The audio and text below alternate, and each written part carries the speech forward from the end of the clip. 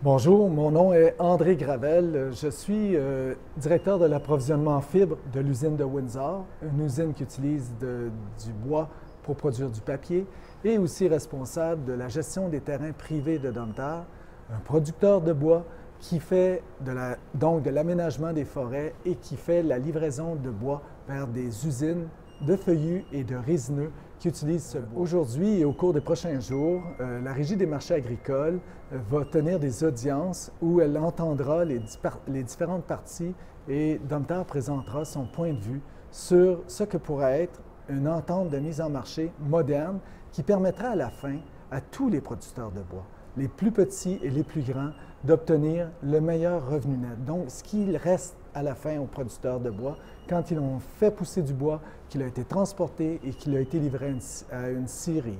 Comment on peut y arriver ensemble?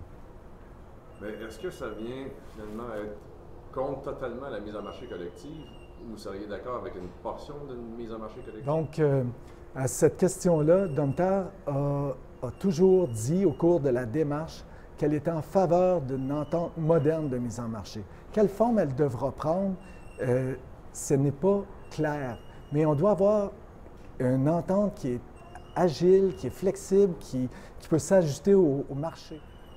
L'entente du futur devra tenir compte du modèle de la production de bois, autant pour les petits producteurs que les grands, et aussi des scieries. Il y a vraiment plusieurs petites scieries et de plus grandes qui s'approvisionnent sur le territoire du sud du Québec. Et on a besoin de toutes ces scieries-là pour le futur, pour avoir un marché pour le bois des producteurs et aussi pour que les producteurs puissent avoir la juste valeur pour leur bois.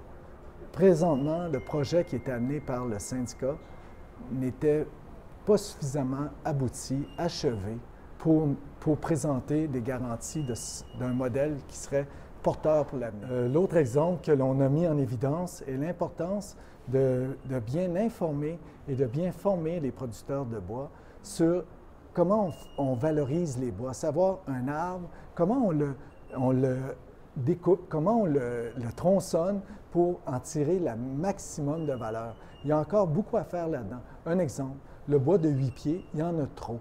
Il y en a trop présentement.